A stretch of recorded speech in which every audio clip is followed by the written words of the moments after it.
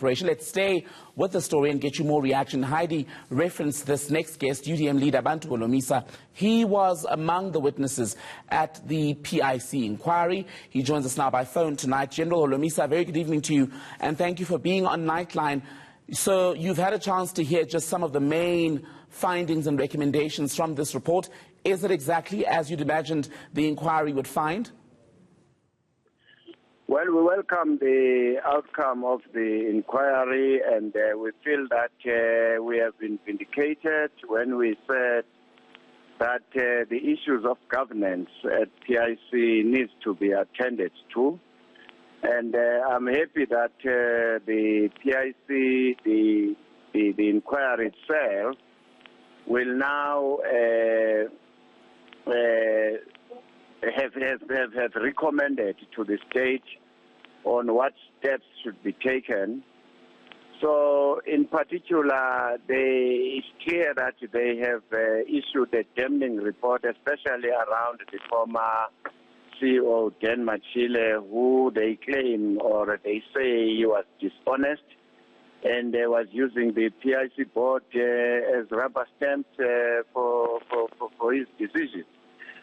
So we have been vindicated, I can say so. Let me ask you.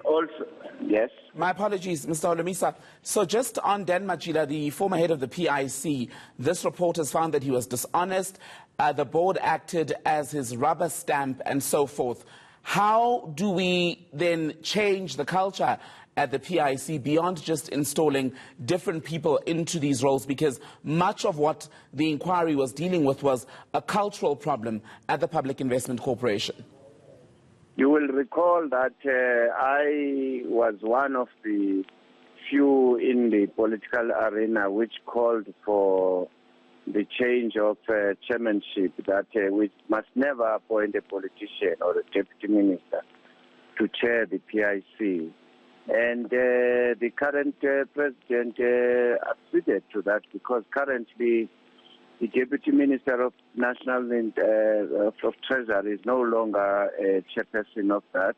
We have now a Mr. Khoza, who is renowned for discipline and a person who has chaired financial institutions in this country. Yes, we are already on the right course, and I think we should not be worried about how the implementations of this, because there are deadlines. The Commission has even suggested how many months before some of these issues are tackled. Remember, the Harris company took me to court, tried to gaggle me, and today read what the damning findings against them. It vindicates what I've said. And you'd be pleased then, because in the recommendations from this report, one of them goes to say that there should be a restructuring of the PIC model, and one of the issues, as you were referencing, is the change of the chairmanship from what was previously held by the country's deputy finance minister. But how far should that restructuring of the model go, in your view? It has already been changed already, as I've said. The chairperson currently of the interim board is Mr. Khoza, who is not in the government.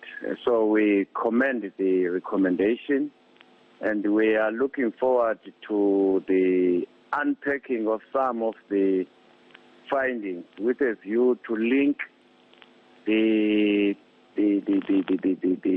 institutions like NPA, the police, and so on. But overall, we should be saying thank you to the Commission of Inquiry for recommending these findings, these points. Obviously, the PIC will never be the same. I want to get your thoughts on another aspect then, the recommendation from the report that the former acting CEO Matsepo More and former HR head Chris Polwane face internal disciplinary processes for misleading the board as well. Do you think the findings against them go far enough? Well, I think if you read the inquiry, the findings, it says those people who are implicated, there must be further disciplinary actions taken. So what we need to do now is, for the PIC, we'll have to get more information from the people who are doing inquiry and say, exactly when you say so-and-so must be disciplined, what has he or she done? So the ball is in the court of the PIC and those other institutions which have been cited.